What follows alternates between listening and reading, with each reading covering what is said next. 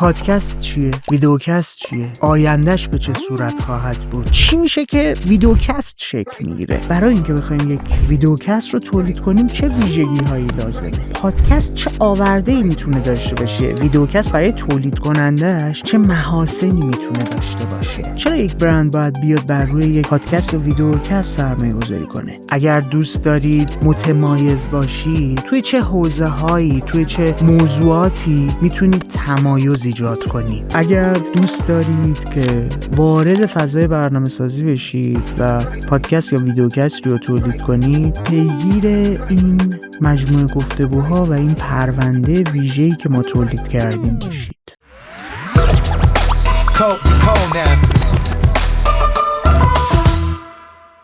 سلام بچه‌ها، امیدوارم حال تک تکتون خوب باشه.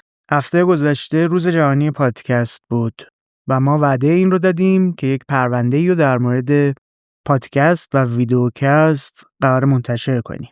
دیدم بد نیست، مخصوصاً با توجه به آمار و اتفاقاتی که توی همین چند هفته اخیر افتاده، ما بیایم یک تمرکز ویژه‌ای رو بر روی ویدیوکست و پادکست بذاریم. شاید بپرسید چرا؟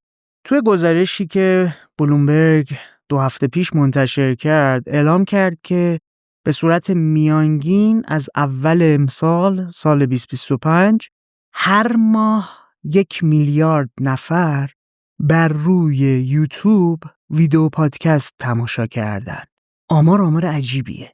از اون طرف طبق گزارش‌های دیگه چیزایی که خودشون به صورت رسمی دارن منتشر میکنن داره نشون میده رشد این صنعت خیلی رشد عجیب و غریب و با سرعت بالاییه. همین هفته گذشته نتفلیکس اعلام کرد که به زودی وارد دنیای پادکست و ویدیوکست خواهد شد. شاید از خودتون بپرسید برای چیه پلتفرم استریمینگ سریال و فیلم سینمایی باید بیاد توی این دنیا. علتش رو بهتون میگم. 3 سال پیش یوتیوب شروع کرد سرمایه گذاری جدی کردن روی پادکست. در حدی که حتی گوگل پادکست رو هم تعطیل کرد و تمام پادکست هایی که اونجا لیست شده بودند رو به یوتیوب میوزیک منتقل کرد. به واسطه این فعالیت هایی که انجام داد، یوتیوب توی این سال اخیر تبدیل شده به پرمخاطب ترین و پرمصرف ترین سرویس استریمینگ دنیا. لیدر بازار خودش شده. فقط و فقط به خاطر اینکه از رقبای دیگه خودش زودتر شروع کرد سرمایه گذاری کردن روی ویدیوکست. امروز بیش از 13% استریمینگ ویدیویی دنیا بر روی یوتیوب داره انجام میشه که سهم جدیش رو ویدیوکست ها دارن. ما این واژه‌ای داریم به اسم نرخ رشد مرکب سالانه که تو هر صنعت نشون میده آینده اون صنعت چقدر مثبت خواهد بود یا منفی. انرژی به عنوان یکی از صنایع پرسود و عجیب دنیا داره معرفی میشه. نرخ رشد سالانه‌اش بین 12 تا 16%. هوش مصنوعی که توی این 2-3 سال اخیر حسابی ترکونده داره یه رشد سالانه 33-4% رو تجربه میکنه. یعنی سایز اون صنعت، اون بازار در سال داره 30% بزرگتر میشه، 30 و چند درصد بزرگتر میشه. شما فکر میکنید نرخ رشد پادکست در دنیا چقدره؟ نرخ رشد پادکست حدود 27%. از طرف دیگه آمارها داره دیتای عجیب غریب و جالبی رو به ما میده. اینا اخباریه که برای کسی که تو این فضا دنبال کننده باشه داره نشون میده که آینده این صنعت به کدوم سمت و سو خواهد رفت. از اون طرف شما داری میبینی مثلا اسپاتیفای اومده سرمایه گذاری کرده و داره ویدیوکست رو هم در برنامه خودش، در اپلیکیشن خودش نمایش میده.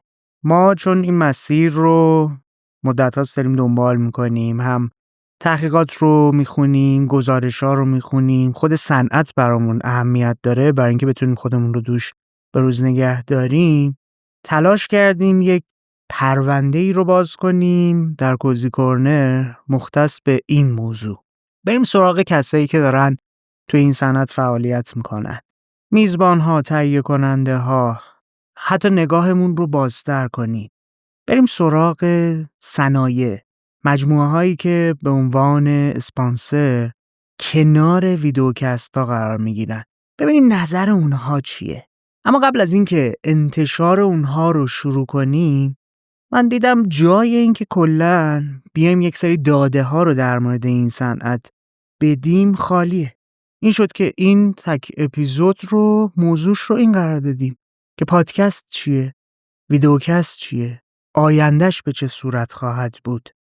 اگر میخواید برید سراغ برنامه‌ای که گفتگو محوره، چطوری مهمان رو دعوت کنید؟ اگر دوست دارید متمایز باشید، توی چه حوزه‌هایی، توی چه موضوعاتی میتونید تمایز ایجاد کنید؟ ارتباطتون با مخاطب به چه صورت باشه؟ گفتیم شاید این داده ها در کنار اون مجموعه گفتگوها تبدیل بشه به یه منبع مفید و به درد بخور برای آدم‌هایی که دوست دارن وارد این فضا بشن و برنامه سازی توی این پلتفرم و محیط رو تجربه کنن. بعد نیست برای شروع بیایم بریم سراغ این که ببینیم اصلا پادکست چیه، چجوری شکل گرفته. میدونم ممکنه بعضیاتون پروژه جانبی ما کارت صدا رو هم دارید دنبال میکنید. برای کسایی که نمیدونن، کارت صدای پادکست صوتیه که من به همراه سیاوش صفاریانپور و سحر نحوی داریم تولیدش میکنیم. به صورت ماهانه اپیزود منتشر میشه و در هر اپیزود به بهانه صحبت در مورد این صنعت کلی پادکست داریم معرفی میکنیم. اگر شما هم این فضا رو دوست دارید، دعوتتون میکنم حتما کارت صدا رو دنبال کنید، چون گفتگوهای جدی و جذابی اونجا شکل گرفته. اما پادکست چیه؟ به چی بگیم پادکست؟ چه چیزی رو پادکست ندونی؟ پادکست ها 4 ویژگی اصلی دارن. 1. انتشارشون بر پایه RSS. RSS چیه؟ RSS مدل توزیع محتواییه که در سال 1999 ابداع شد. اون زمان محتواهایی که روی اینترنت بود عموماً محتواهای متنی بود. همون کسی که RSS رو نوشت، برنامه نویسیش رو انجام داد، سال 2005 اومد یک نرم افزار، یک اپلیکیشنی رو مخصوص آیپاد تولید کرد به اسم آیپادر. اومد کاری کرد که از طریق RSS آدم‌ها بتونن فایل صوتی خودشون رو در بستر اینترنت منتشر کنن. حالا تفاوت RSS با قبل RSS چی بود؟ شما قبل از RSS دائم باید میرفتی رفرش میکردی که ببینی یک چیزی منتشر شده یا نه. با آمدن RSS دیگه لازم نبود شما این کار رو بکنی. وقتی یک تولید کننده محتوای خودش رو منتشر میکرد، شما به واسطه اون نرم افزاری که داشتی و متصل بود به RSS میومد اونجایی که شما مینشستید و محتوا رو مصرف میکردید بهتون نمایش داده میشد. آیپادر کم کم اسمش تغییر کرد و تبدیل شد به پادکست. آیپاد با برودکست ترکیب شد و این واژه شکل گرفت. اینجا نقطه شروع پادکسته. سال 2005. تو این 20 سال اتفاقات عجیب غریبی افتاده. بهشون اشاره میکنم. موضوع دوم در کنار RSS، برای اینکه شما یک تعریف دقیقی از پادکست داشته باشید، انتشار منظم اونه. شما یک برنامه انتشار باید داشته باشید. هر 2 هفته یک بار، هر هفته، هر روز، ماهی یک بار، یا حتی گاهنامه پادکست خودتون رو منتشر میکنی. گاهنامه یعنی چی؟ یعنی همین کاری که الان آلبوم داره انجام میده، چنل بی انجام میده. یک فصل رو تولید میکنن و در بازه پراکنده میان اون چند اپیزود رو به صورت هفتگی منتشر میکنن. موضوع سوم مدل ساخته، تولیده. حتما برای اینکه شما یک محتوای صوتی رو که در اینترنت داره منتشر میشه پادکست بدونید، لازمش اینه که یک فرایند برنامه سازی درش اتفاق افتاده باشه. فرایند برنامه سازی یعنی چی؟ یعنی اینکه یک فرم دقیق و درستی داشته باشه. از لحاظ موضوعی تمرکز بر روی یک موضوع خاص باشه. نمیشه به صورت رندوم شما صداتون رو ضبط کنید، تصویرتون رو ضبط کنید، منتشرش کنید و بگید که ما داریم پادکست تولید میکنیم. برنامه سازی که دارم میگم یعنی چی؟ یعنی اینکه مثلا کوزیگورنه شما اینترو دارید، یک بخش میانی دارید، از اون ور بدنه اصلی گفتگو رو دارید، انتهاش آوترو دارید. خود گفتگوها متمرکز بر موضوع خاصه. مثلا کوزیگورنه با حسین نصیری تمرکزش بر روی خلاقیته. زیتاک تمرکزش بر روی مشاغل جدیده. حتی هستن برنامه‌هایی که به صورت هفتگی داره موضوعشون تغییر میکنه. ولی باز وقتی که دقیق نگاه میکنی یک مسیر مشخص و با برنامه‌ای رو دارن دنبال میکنن. اینطوری نیست که به صورت رندوم در مورد موضوعات مختلف صحبت کنن.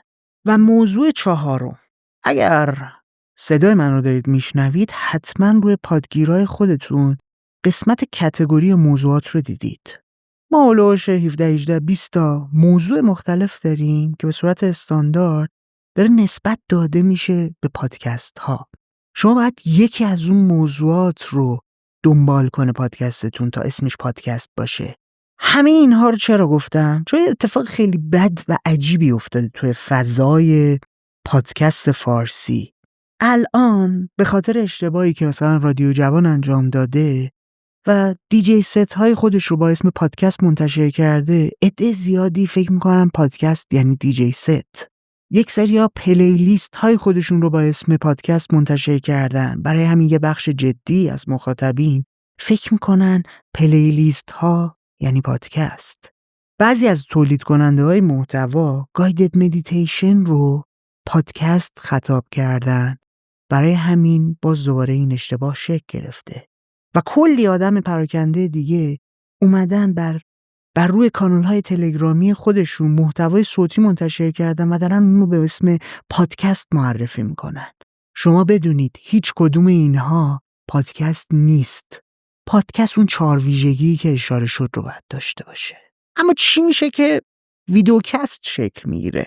مدل مصرف محتوا اگر 30 سال پیش متنی بود، 20 سال پیش تغییر کرد به سمت صوتی رفت، امروز به واسطه شبکه‌های اجتماعی و در دسترس بودن نمایشگرها، گوشی‌های موبایل هوشمند، عینک‌های هوشمندی که تصویر رو میتونه روی لنز خودش نمایش بده، ساعت‌های هوشمند و حتی ابزارهای پوشیدنی دیگه داره جای خودش رو به ویدیو میده.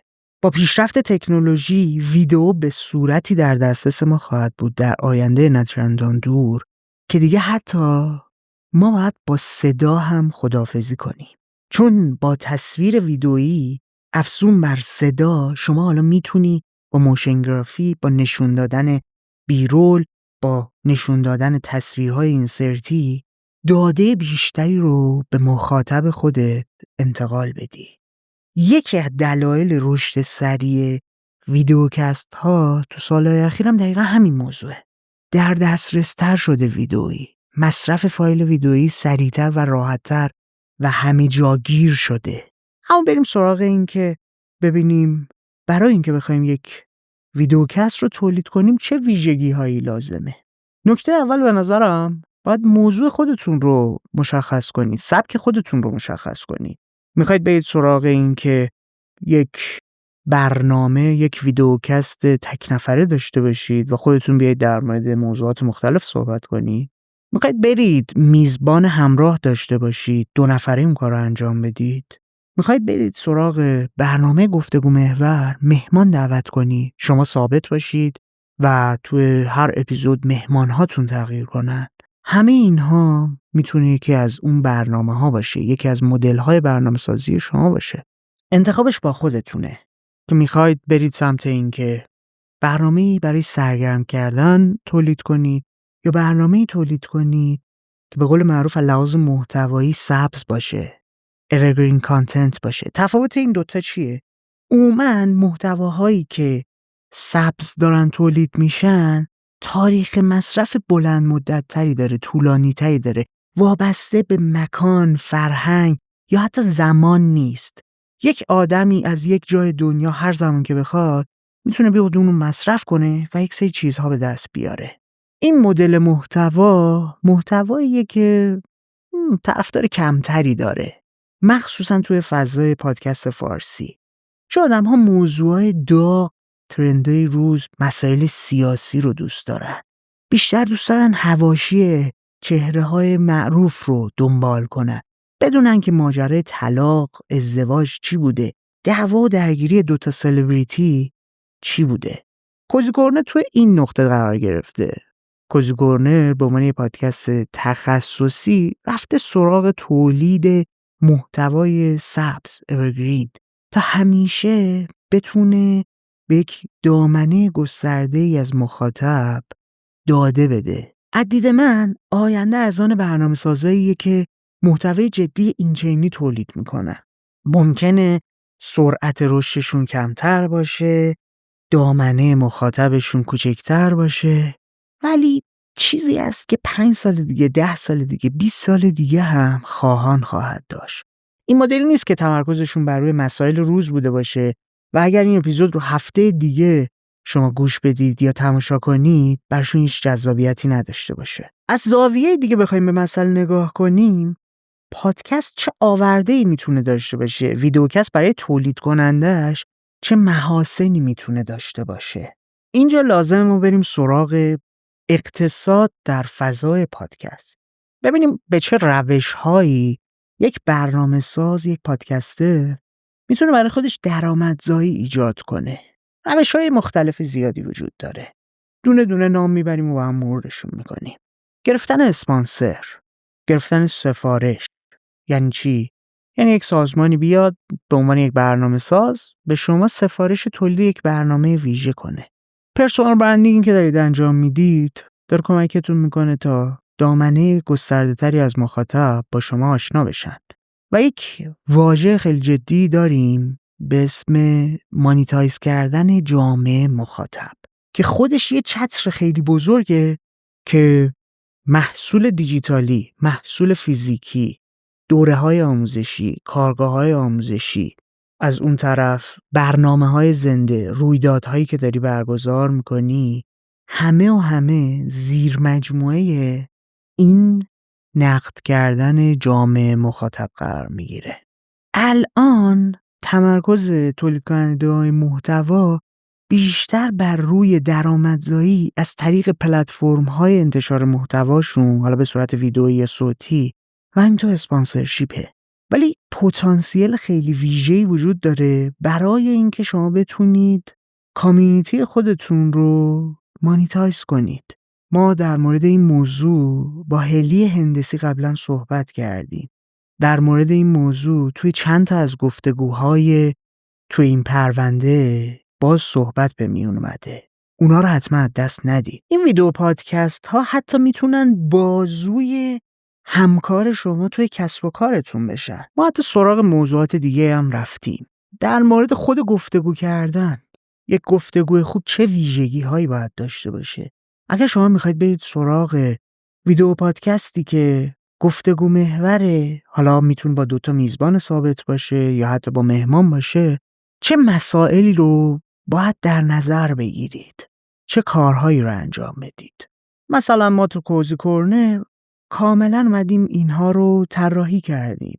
از فضایی که داریم درش گفتگو رو انجام میدیم تا مدل برخورد و ارتباطگیری اولیه با مهمانها، تا مسیری که ما داریم طی میکنیم برای تبدیل شدن یک کاندید حضور در کوزی کورنر به مهمان، و حتی وقتی که مهمان داره میاد داخل استودیو ما چه ارتباطی باهاش میگیریم، چه کارهایی باهاش انجام میدیم تا میرسیم به نقطه شروع ضبط گفتگو.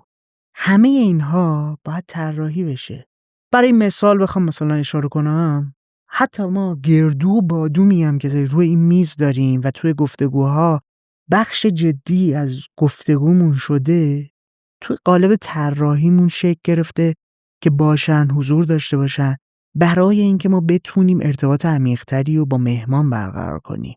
چون ما دنبال این بودیم که گفتگوی عمیقی رو که جاهای دیگه تجربه نمیشه رو ممکن کنیم در کوزی کورنر. شاید بگید چطور؟ سخته یک نفر رو دعوت کنی بیا تو استودیو، جلوی دوربین، نورهای مختلف، آدم‌هایی که پشت اون ادوات و دستگاه هستن راحت بتونه صحبت کنه. فشار داره، فشار روانی داره. ما اومدیم به این نتیجه رسیدیم که میتونیم با خوراکی گذاشتن و دعوت کردن مهمان برای خوردن کمک کنیم تا فراموش کنه که داره اینها ضبط میشه، زیر نظر 5 تا دوربین قرار گرفته و این مدلی اون فشار و اضطرابی که روش بود رو کم کنی. اومدیم برای اینکه نشون بدیم ما میخوایم ارتباط عمیق‌تری باش داشته باشیم، ما دوستش هستیم، گردو و بادومی رو گذاشتیم که طی فرایندی دارن براش میشکنن و ازش پذیرایی میکنن. اینا نکته‌های کوچیکیه که شما توی فضای طراحیتون باید در نظر بگیرید، مخصوصا اگر میخواید مهمان بیاری و با او گفتگوی واقعی رو تجربه کنی. اینها نمونه‌هایی از پادکست‌های گفتگو محوری جدی بودن. پس برنامه‌هایی که به صورت سرگرمی دارن تولید میشن چی؟ برنامه‌هایی که میزبان ثابت دارن و گاهی ممکنه مهمان درشون حضور داشته باشه چی؟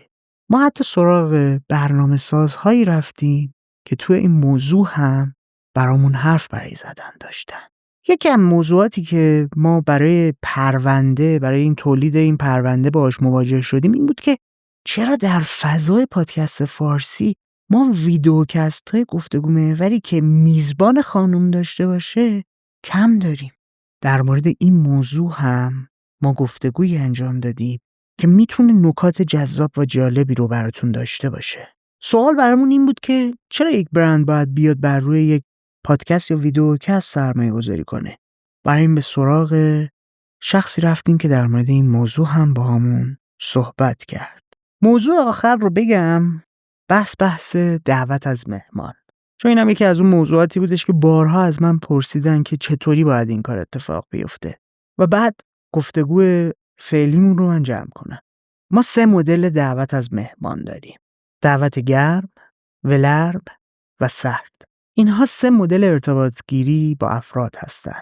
افرادی که در دامنه نزدیک ما قرار دارن، وقتی که بهشون آوتریچ میکنید، سراغ ارتباط گرفتن باهاشون میرید، بهش گرم گفته میشن.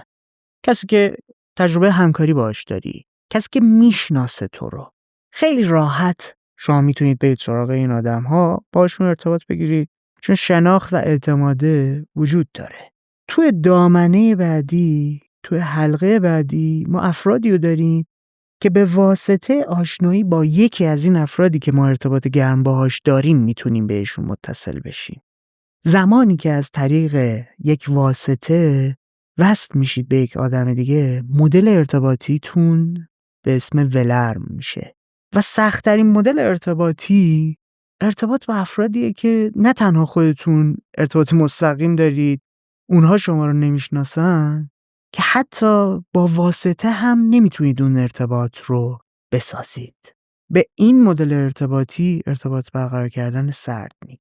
اینو توضیح دادم، حالا چه ربطی به برنامه سازی داره؟ شما اگر میخواید برید سراغ برنامه گفتگو محوری که با مهمان سر و کار دارید، پیشنهاد میشه به این ترتیب وارد گفتگو و ارتباط گرفتن بشید. اول با کسانی که ارتباط نزدیک دارید باید برید و برنامه خودتون رو تولید کنید.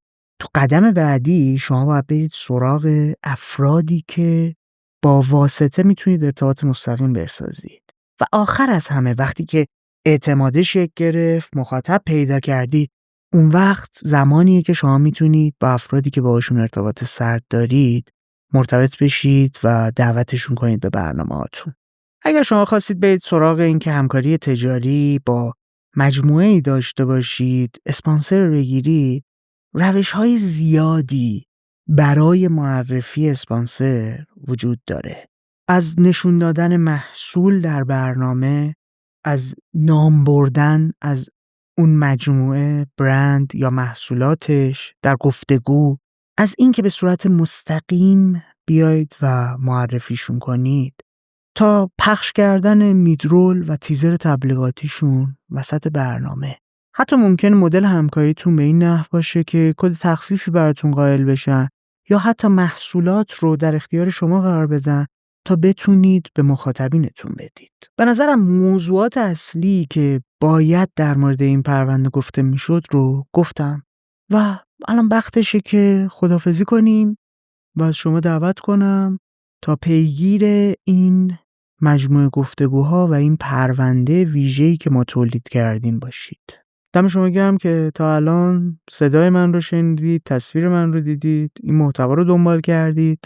اگر دوست دارید که وارد فضای برنامه‌سازی بشید و پادکست یا ویدیوکست رو تولید کنید، پیشنهاد من اینه که حتما سراغ ویدیوکست برید و امیدوارم با دنبال کردن این پرونده ویژه بتونید محتوای جذاب و مفیدی رو تجربه کنید. هر سوالی که داشته باشید از طریق تلگرام هندل کوزی کورنر کامیونیتی به صورت مستقیم میتونید با ما در ارتباط باشید. سوالات خودتون رو بپرسید. ما تلاش میکنیم یک مینی اپیزودهایی رو اگر تعداد سوالات از یک حدی بالاتر بود تولید کنیم و این سوالات شما رو از طریق اونها پاسخ بدیم. دمتون گرم. خیلی مراقب خودت باش. به زودی میبینمت. Cold now.